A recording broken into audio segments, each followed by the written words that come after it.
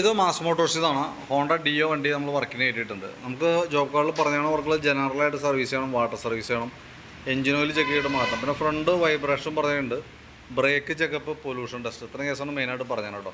അപ്പോൾ നമ്മൾ വണ്ടി ഓടിച്ച് നോക്കുന്ന സമയത്ത് നമുക്ക് ബ്രേക്ക് കുറവ് അനുഭവപ്പെട്ടായിരുന്നു. പിന്നെ അതേപോലെ തന്നെ വണ്ടി ഓടിക്കുന്ന സമയത്ത് ഫ്രണ്ട് ഹാൻഡിൽ നല്ല രീതിയിൽ വെട്ടൽ എന്ന് പറയുമ്പോഴത്തേക്ക് നമുക്ക് ജസ്റ്റ് ഹാൻഡിലൊന്ന് ഫ്രീ ആയിട്ടൊന്ന് പിടിച്ചാൽ ഫ്രണ്ട് നല്ല ഷിവറിങ്, നല്ല രീതിയിൽ വെട്ടൽ കാണിക്കുന്നുണ്ട്. അത് ടയറുമായി ബന്ധപ്പെട്ട കംപ്ലൈൻ്റ് ആണ്.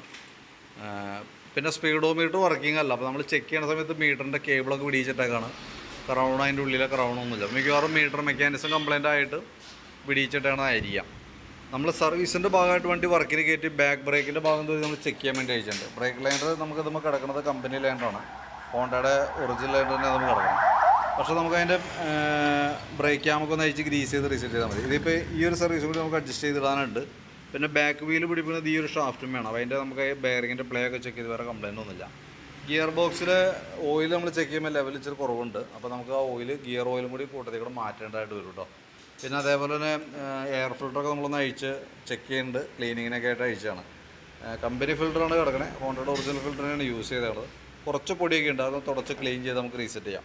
പിന്നെ അതേപോലെ ക്ലച്ച് യൂണിറ്റ് നമ്മൾ ഫുള്ളായിട്ട് അഴിച്ചിട്ടുണ്ട്. നമ്മളതിൻ്റെ ബെൽറ്റിൻ്റെ കണ്ടീഷനും കാര്യങ്ങളൊക്കെ ചെക്ക് ചെയ്യേണ്ടതായിട്ടുണ്ട്. അപ്പോൾ ഡീറ്റെയിൽ ആയിട്ട് നമ്മൾ നോക്കുന്ന സമയത്ത് നമുക്ക് ബെൽറ്റൊക്കെ നമുക്ക് കിടക്കുന്നത് പുതിയ ബെൽറ്റാണ്, ഹോണ്ടയുടെ ഒറിജിനൽ ബെൽറ്റ് തന്നെ കിടക്കുന്നത്, പുതിയ ബെൽറ്റാണ്, വലിയ പഴക്കമായിട്ടില്ല. പിന്നെ അതിൻ്റെ ബെൻഡെക്സ്, സെൽഫുമായി ബന്ധപ്പെട്ട് തന്നെ ബെൻഡെക്സിൻ്റെ ഭാഗമൊക്കെ ചെക്ക് ചെയ്ത് വർക്കിംഗ് ഓക്കെയാണ്. അതേപോലെ തന്നെ variator body, boss drive, roller എന്ന് പറഞ്ഞ യൂണിറ്റൊക്കെയാണ്. അത് ഇപ്പോൾ നോർമൽ സാധാരണ രീതിയിലുള്ള തേമാനൊക്കെ ഉള്ളൂ. ക്ലച്ച് യൂണിറ്റ് ആയാലും നമ്മളൊന്ന് അഴിച്ച് ഗ്രീസ് ചെയ്ത് റീസെറ്റ് ചെയ്യുന്നുണ്ട്. അപ്പോൾ നിലവിൽ നമ്മൾ വണ്ടി വർക്കിന് കയറ്റിയേക്കുന്നത് 81,712, 81,712 നമ്മളിപ്പോൾ സർവീസിനായിട്ട് കയറ്റിയേക്കുന്നത് കേട്ടോ. പിന്നെ നമ്മളതിൻ്റെ ഈ സൈഡിലേക്ക് വരുമ്പോഴത്തേക്ക് എഞ്ചിൻ ഹെഡിൻ്റെ ഭാഗം ചെക്ക് ചെയ്ത് വേറെ പറയത്തക്ക ലീക്കേജ് കാര്യങ്ങളൊന്നുമില്ല. ചോക്കിൻ്റെ കേബിള്, ആക്സിലേറ്ററിൻ്റെ കേബിള്, രണ്ട് കേബിളുകളും ചെക്ക് ചെയ്തു. ആക്സിലേറ്റർ കേബിള് ഒരല്പം പ്ലേ കുറവായിട്ടുണ്ട്, ഫ്രീ പ്ലേ തീരെ കുറവായി നിൽക്കണം കേട്ടോ. ഞാനത് അഡ്ജസ്റ്റ് ചെയ്തിടാൻ പറ്റുമെങ്കിൽ അഡ്ജസ്റ്റ് ചെയ്ത് ഇടാൻ തരും.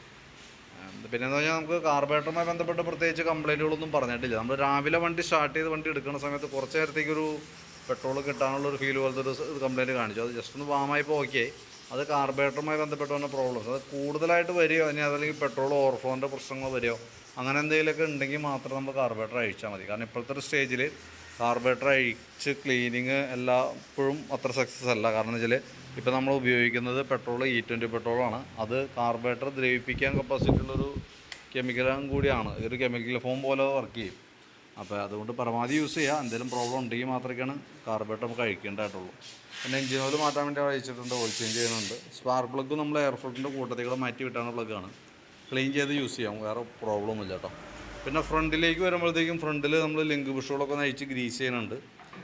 ഗ്രീൻ ബുഷ് ഈ പറഞ്ഞ രീതികൾ അത്യാവശ്യം ഓവലുണ്ട്. അപ്പോൾ ഗ്രീൻ ബുഷ് മാത്രം നമുക്ക് ചേഞ്ച് ചെയ്യേണ്ടതായിട്ട് വരും. പിന്നെ ഫ്രണ്ടിലത്തെ ബ്രേക്ക് ലൈൻഡർ കാര്യങ്ങൾ നോക്കി അത്യാവശ്യം ഉപയോഗിക്കാനൊക്കെ കേട്ടോ. ബ്രേക്ക് ക്ലീൻ ചെയ്ത് അഡ്ജസ്റ്റ് ചെയ്തിടാൻ നമുക്ക് കേട്ടോ. പിന്നെ ഈ ഒരു കേബിള് കംപ്ലൈൻ്റ് ആണ്, ഫ്രണ്ട് ബ്രേക്കിൻ്റെ ഈ ഒരു കേബിൾ ലോഡായിട്ട് നിൽക്കാം കേട്ടോ. അപ്പോൾ ആ കേബിളൊന്ന് ചേഞ്ച് ചെയ്തിടാം. അതല്ലെങ്കിൽ പിന്നീടാണ്ട് പോകുന്തോറും ഫ്രണ്ട് ബ്രേക്ക് ആയതുകൊണ്ട് തന്നെ കയറി സ്റ്റക്കാവാനൊക്കെയുള്ള സാധ്യത കൂടുതലാണ്. അപ്പോൾ അത് കൈയോടെ ചെയ്ത് വിടാം. പിന്നെ അതേപോലെ ഈ ടയറിൻ്റെയാണ് ആ വെട്ടൽ കാണിക്കുന്നത്, ഈ ടയറുമായി ബന്ധപ്പെട്ട കംപ്ലൈൻ്റ് ആണ് കേട്ടോ. നമ്മുടെ വണ്ടിയുമേ ബാക്കിൽ കിടക്കുന്ന ടയറാണത്, ഏകദേശം ഒരു 90% തീർന്നേക്കതാണ്. അപ്പോൾ നമ്മൾ എന്താ ചെയ്യേണ്ടതെന്ന് വെച്ചാൽ ഈ ടയർ ഫ്രണ്ടിൽ കിടക്കുന്ന ടയർ ബാക്കിലേക്ക് ഇട്ടിട്ട് പുതിയ ടയർ ഇടുമ്പോൾ അത് ഫ്രണ്ടിലിടാനായിട്ട് നോക്കണം.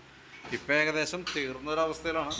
ഇപ്പോൾ കൈയോടെ മാറ്റാനായിട്ട് ഉദ്ദേശിക്കുന്നുണ്ടെങ്കിൽ കൂട്ടത്തിൽ കൂടെ നമ്മളത് റൊട്ടേഷൻ ചെയ്ത് തരാം. എന്നാൽ തന്നെയാണ് നമുക്ക് ആ വെട്ടൽ മാറുള്ളൂ കേട്ടോ. ടയറിൻ്റെയാണ് മെയിനായിട്ടുള്ള പ്രോബ്ലം, ഫ്രണ്ട് വെട്ടൽ കാണിക്കുന്നത്. നല്ല രീതിയിൽ കംപ്ലൈൻറ്റ് ഉണ്ട്. അത് ഓടിക്കുമ്പോൾ കൃത്യമായിട്ട് മനസ്സിലാവും. കാരണം ഞാൻ വണ്ടി ഒന്ന് ജസ്റ്റ് നമ്മൾ കൈ ഒന്ന് റിലീസ് ചെയ്ത് കഴിഞ്ഞാൽ വണ്ടി നല്ല രീതിയിൽ വെട്ടൽ കാണിക്കുന്നുണ്ട്. അത് നമ്മുടെ ഇപ്പോൾ പ്ലാറ്റ്ഫോമിൻ്റെ ഭാഗത്തായതിൽ ലോഡൊക്കെ ഫ്രണ്ടിൽ എന്തെങ്കിലും ലോഡ് വെച്ചിട്ട് പോവുകയാണെങ്കിൽ നല്ല രീതിയിൽ നമുക്ക് എഫക്റ്റ് ആവും അത് കേട്ടോ. അപ്പോൾ അങ്ങനെ ഒരു കംപ്ലൈൻറ്റ് ഉണ്ട്, അറിഞ്ഞിരിക്കുക.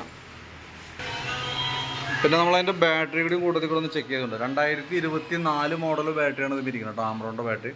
ഞാൻ അതിൻ്റെ വോൾട്ട് നോക്കുന്ന സമയത്ത് 13 വോൾട്ട് വരെ കാണിക്കുന്നുണ്ട്. 13.15 അതിൻ്റെ റേഷ്യോ കാണിക്കുന്നത്.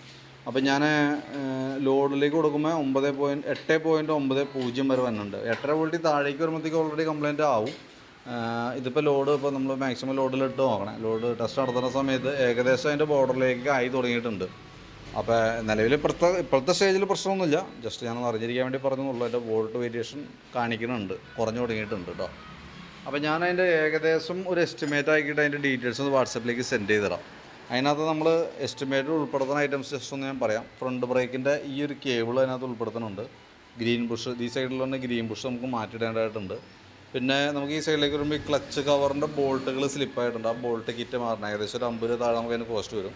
പിന്നെ അതേപോലെ എഞ്ചിൻ ഓയിൽ, ഗിയർ ഓയിൽ, ഇത്രയായിട്ടാണ് മെയിനായിട്ട് വരാം. പിന്നെ നമുക്ക് അതിനകത്ത് പറഞ്ഞത് പൊല്യൂഷൻ ടെസ്റ്റ് എടുക്കുന്ന പറഞ്ഞിട്ടുണ്ട്, വാട്ടർ സർവീസ് ഉണ്ട്. അപ്പോൾ അതും കൂടി എല്ലാം ഉൾപ്പെടുത്തിയിട്ടുള്ളൊരു എസ്റ്റിമേറ്റ് ഞാൻ വാട്സാപ്പിലേക്ക് ഇട്ടേക്കാം കേട്ടോ.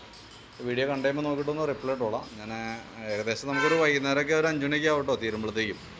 ഞാൻ ഡീറ്റെയിൽസ് വാട്സാപ്പിലേക്ക് ഇട്ടേക്കാം. വീഡിയോ കണ്ടു കഴിയുമ്പോൾ ഒന്ന് റിപ്ലൈ ചെയ്തോളൂ.